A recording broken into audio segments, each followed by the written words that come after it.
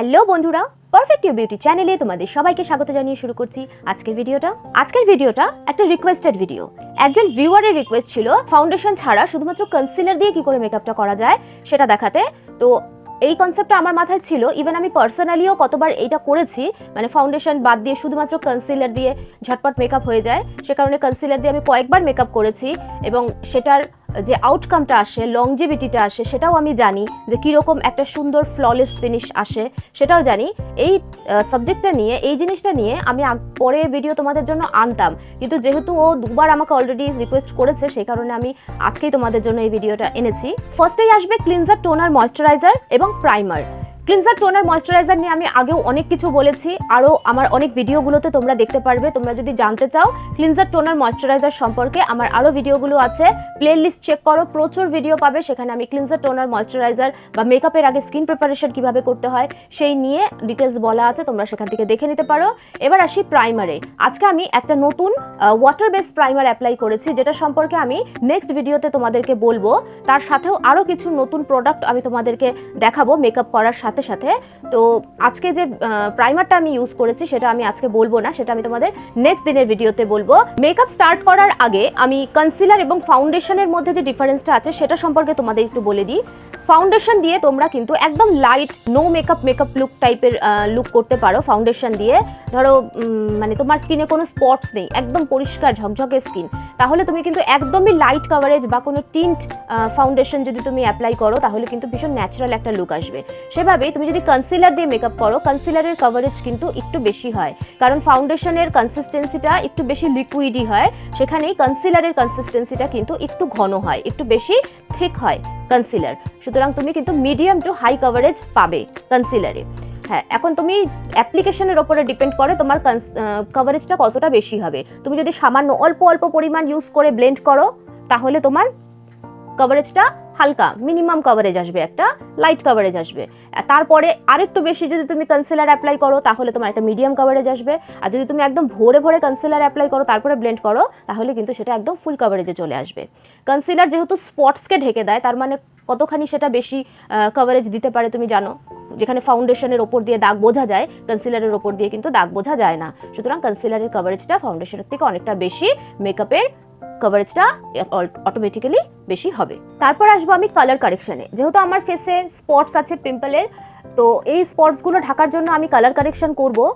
Colour correction করার দুটো কারণ, একটা হচ্ছে স্পটসগুলোকে ঢাকা, আরেকটা হচ্ছে তোমরা কভারেজটা বুঝতে পারবে। সামান্য পরিমাণ কনসিলার কিন্তু সেই যে কালার কারেকশন করার যে জায়গাটা, সেই কালারটাকেও কিন্তু খুব সুন্দরভাবে ঢেকে দেবে, ঠিক আছে? সেটাও তোমরা তাহলে বুঝতে পারবে যে কভারেজটা কতখানি দেয়। সুইস বিউটির কনসিলার আমি আজকে ইউজ করব।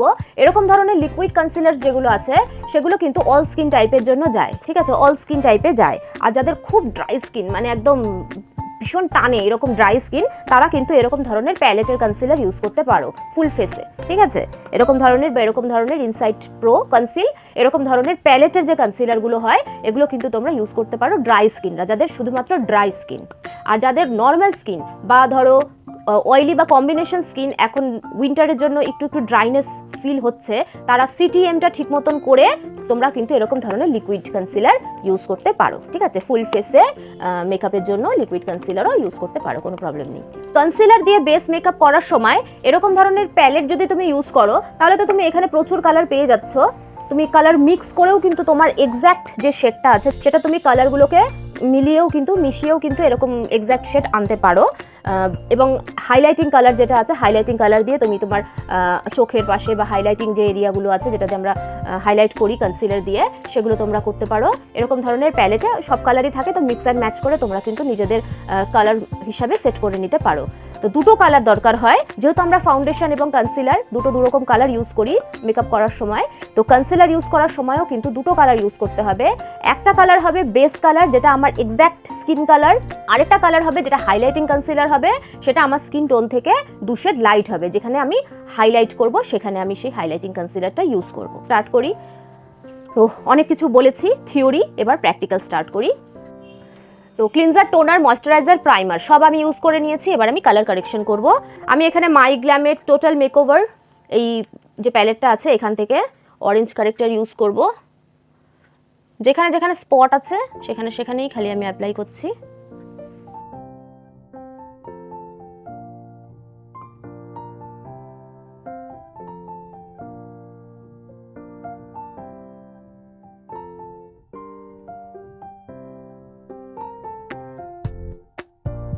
এবার এই প্যালেট থেকেই এই ইয়েলো কনসিলারটা আমি অ্যাপ্লাই করব অরেঞ্জের ওপরে।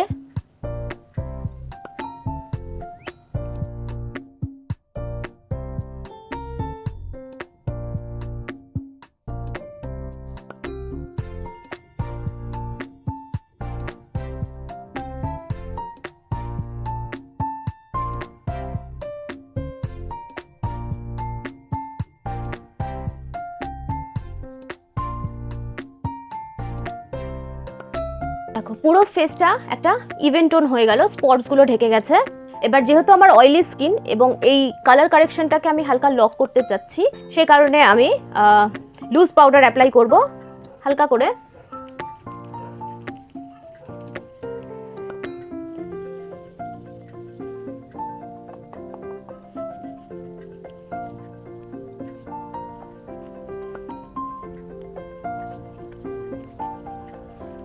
এই কনসিলার দিয়ে মেকআপ আমি কয়েকবার করেছি, আমার ভীষণ ভালো লেগেছিল। আমি ভেবেছিলাম তোমাদেরকে দেখাবো, কিন্তু এখন দেখাতাম না, কিছুদিন পরে দেখাতাম। তো যেহেতু রিকোয়েস্ট করেছিল আমাকে একজন ভিউয়ার, তো ভাবলাম যে আগেই করে নিই এই ভিডিওটা তোমাদের জন্য। খুব শর্টকাটে হয় মেকআপটা, অত বেশি হ্যাজল থাকে না। যাদের স্কিনে কোনো স্পটস নেই বা একদম পরিষ্কার স্কিন, তাদের জন্য তো 5 মিনিটের কাজ। আমার বেস কালার হলো 04 মিডিয়াম বেজ। 04 মিডিয়াম বেজ এই কালারটা আমি ইউজ করছি বেসের জন্য, মানে পুরো ফেসে অ্যাপ্লাই করার জন্য।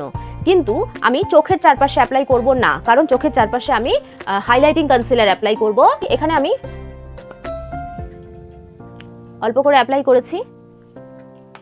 এবার একটা ড্যাম বিউটি ব্লেন্ডার দিয়ে এটাকে আমি এইভাবে স্প্রেড করব, যেভাবে ফাউন্ডেশন ব্লেন্ড করে সেভাবেই কিন্তু ব্লেন্ড করতে হবে। এক জায়গায় অ্যাপ্লাই করব এবং সেটাকে ব্লেন্ড করতে করতে ছড়িয়ে দেব।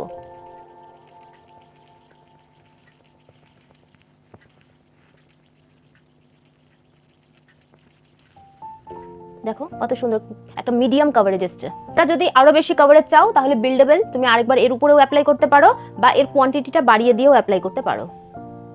এখানেও আমি 3-4টে দাগ দেব।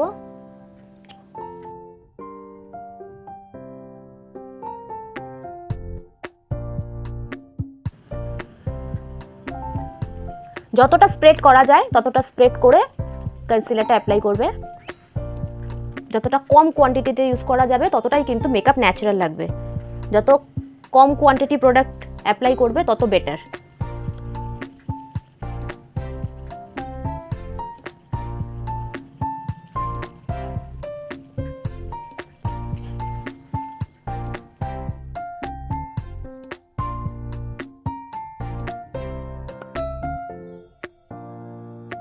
আবারও বলবো, পুরো ফেসে অ্যাপ্লাই করে রেখে দিয়ে তারপরে কিন্তু ব্লেন্ড করো না, সেখানে কভারেজটাও কিন্তু বেড়ে যাবে।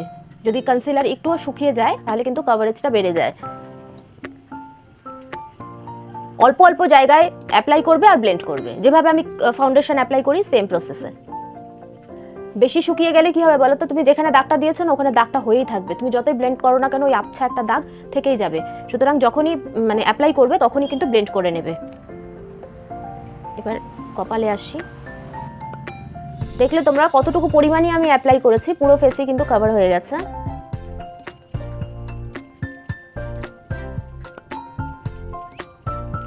ফাউন্ডেশনের থেকে ফাস্ট হয় প্রসেসটা, মেকআপের প্রসেসটা কিন্তু ফাউন্ডেশনের থেকে ফাস্ট হয়।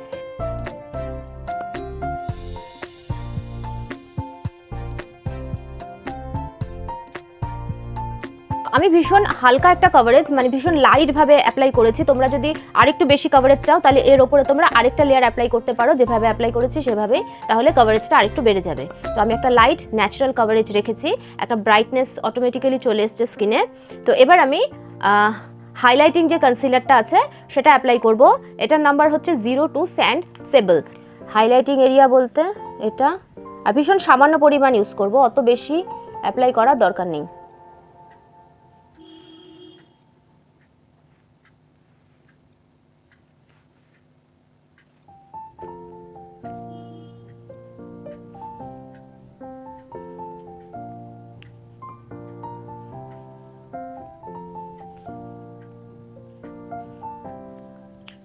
এই হলো কনসিলারের প্লেসমেন্ট। এটাকে আমি আস্তে আস্তে ব্লেন্ড করব।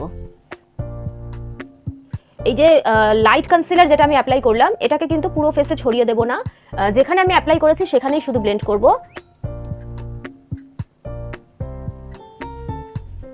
এই কপালের যেটা আছে এটা যাবে আইব্রোর ওপর দিয়ে, এইভাবে এইটুকু জায়গার মধ্যেই থাকবে, সাথে আইব্রোর ওপর দিয়ে ব্লেন্ড হবে। হলো। এবার নাকের ওপরেরটা নাকের ওপরেই ব্লেন্ড হবে। নোজ ব্রিজে যেটা অ্যাপ্লাই করলাম সেটা নোজ ব্রিজেই অ্যাপ্লাই হবে, এখানেই ব্লেন্ড করলাম। চোখের ওপরেরটা চোখের ওপরেই ব্লেন্ড হবে। চোখের সাইডেরটা এইখানটাতেই ব্লেন্ড হবে।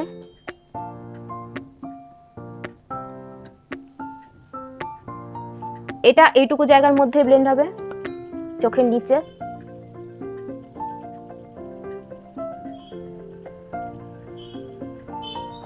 হলো। এই জায়গাটা নিচের দিকে ব্লেন্ড হবে, উপরের দিকে যাবে না। এইটুকু জায়গাতে ব্লেন্ড হবে, এইটুকু জায়গাতে, ঠিক আছে? এখান থেকে এইটুকু জায়গাতে, এর ওপরে কিন্তু কন্ট্রোল হয়, তো এইখানটায় এই লাইনটাতেই কিন্তু ব্লেন্ড হবে, এইটুকু নিচে।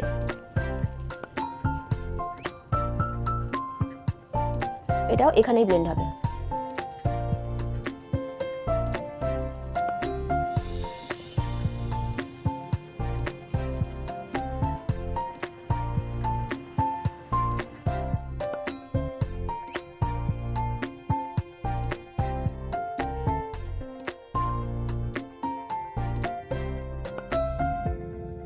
এবার আমি দুটো অপশন দেব, তোমরা যদি ধরো লিকুইড কনসিলার দিয়েই কন্ট্রোর করতে চাও সেটাও তোমরা করতে পারো, আবার পাউডার সেটিং এর পরে তোমরা পাউডার ব্রঞ্জার বা পাউডার কন্ট্রোরও অ্যাপ্লাই করতে পারো।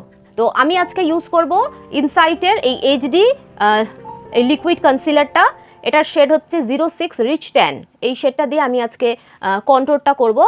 আর তোমরা যদি চাও যে আমি এইরকমই লিকুইড কনসিলার অ্যাপ্লাই করব, সুইস বিউটির লিকুইড কনসিলারটা নেব, সেম জিনিসই আমি অ্যাপ্লাই করব, তাহলে আমি দুটো কালারের নাম বলবো। একটা হচ্ছে লাইট স্কিনের জন্য, একটা হচ্ছে মিডিয়াম টু ডার্ক স্কিনের জন্য। লাইট স্কিন যাদের তারা ইউজ করবে 14 নাম্বার ওয়ার্ম হানি, ঠিক আছে? ওয়ার্ম হানি, ওটা হচ্ছে লাইট স্কিনের জন্য কন্ট্যুরের কালার। যাদের মিডিয়াম টু ডাস্কি স্কিন তাদের জন্য নাম্বার হচ্ছে 001 ওয়ার্ম স্যান্ড, 01, ওটা আরেকটু বেশি ডিপ, তো ওই কালারটা দিয়ে মিডিয়াম স্কিন টোনরা কিন্তু কন্ট্যুরটা করতে পারো, ঠিক আছে? তো আমি এটা ইউজ করছি, এটার কন্ট্যুরের কালারটা কিন্তু একদম পারফেক্ট কালার, খুব ভালো কালার, তোমরা চাইলে এটাও নিতে পারো। 06 rich tan ইনসাইটের HD concealer.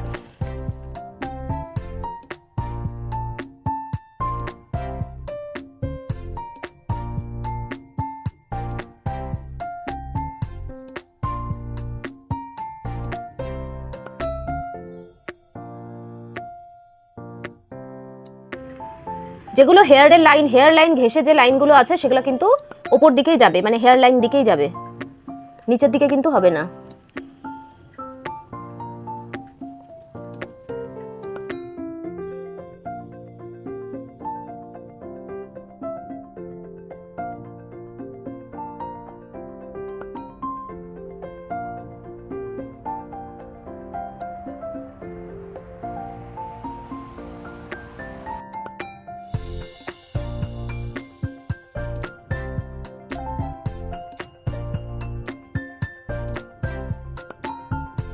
Control করা হলো, এবার আমি হালকা করে ব্লাশ অ্যাপ্লাই করব। আমি লিকুইড ব্লাশ অ্যাপ্লাই করছি ইনসাইটের চিক টিন্ট।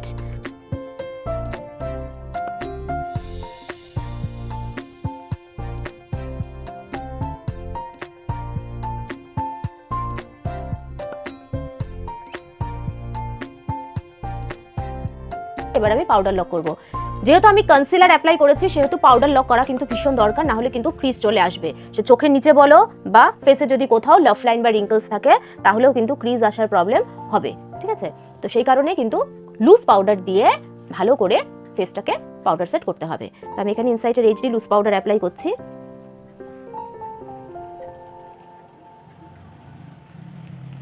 অল্প করে পাউডার নেব, হাতে ঘষে একটু কমিয়ে নেব, তারপরে অ্যাপ্লাই করব।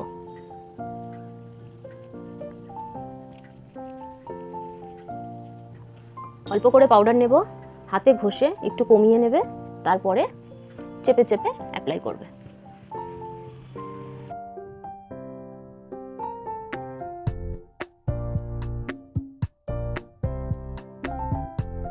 এবার আমি আইব্রো আর আই মেকআপটা করে নেব।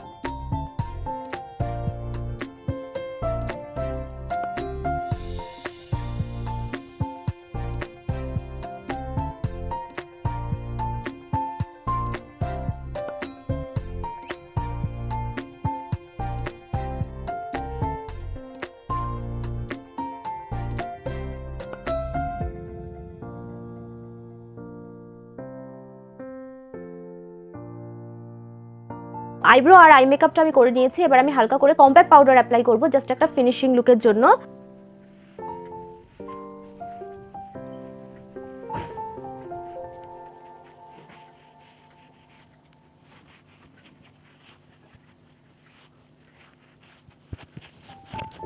এবার আমি পাউডার ব্রঞ্জার অ্যাপ্লাই করছি।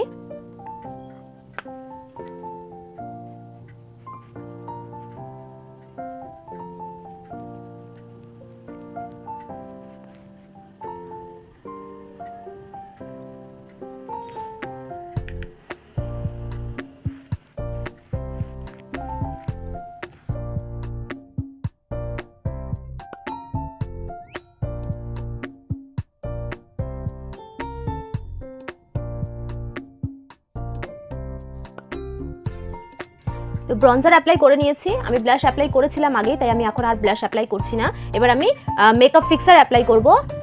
মেকআপ ফিক্সার সবসময় কিন্তু এক হাত দূর থেকে অ্যাপ্লাই করতে হয়, আর কিপটেমি করে অ্যাপ্লাই করবে না, ঠিক আছে? মানে নিয়ম রক্ষার জন্য জাস্ট মানে একবার স্প্রে করলাম হয়ে গেল, ওইভাবে করবে না। স্কিনের প্রতিটা ইঞ্চি, মানে যেখানে তুমি মেকআপ করেছো প্রত্যেকটা ইঞ্চি যেন মেকআপ ফিক্সারটা পড়ে, মানে প্রত্যেকটা ইঞ্চে যেন মেকআপ ফিক্সারটা অ্যাপ্লাই হয়।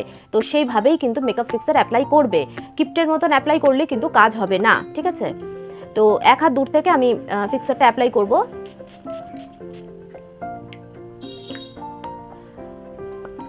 মেকআপ ফিক্সার অ্যাপ্লাই করার পরে কথা বলবে না, হাসবে না, তাহলে কিন্তু যেখানটায় ড্রাই হবে সেখানটায় কিন্তু দাগ পড়ে যাবে, ঠিক আছে? তো ফেসটাকে একদম রিল্যাক্স রাখবে। এবার আমি হাইলাইটারটা অ্যাপ্লাই করব ড্যাম্প বিউটি ব্লেন্ডারে। আমি একবার ফিক্সারটা স্প্রে করব, ঠিক আছে?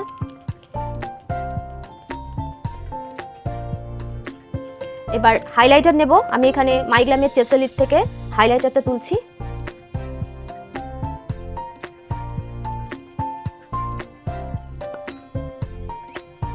এইভাবে অ্যাপ্লাই করব, দেখো একটা ন্যাচারাল শাইন আসবে।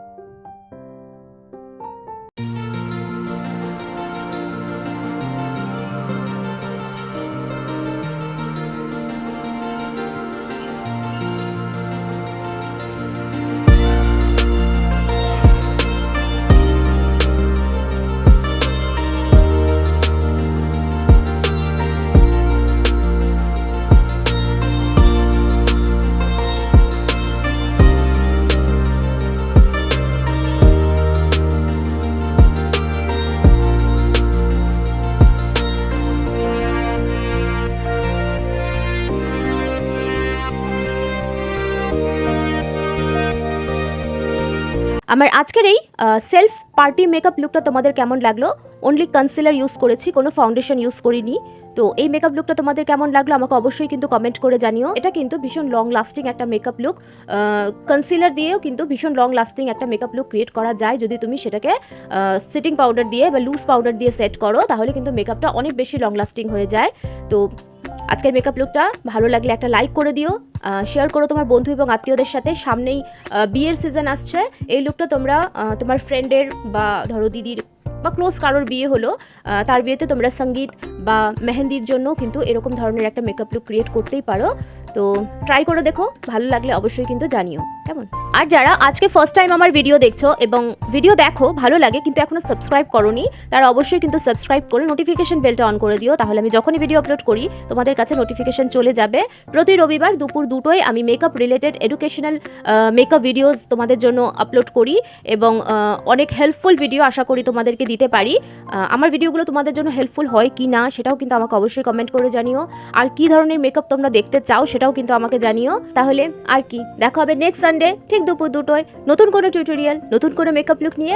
তাহলে আজকের মতন চলি, খুব ভালো থেকো সবাই, টাটা।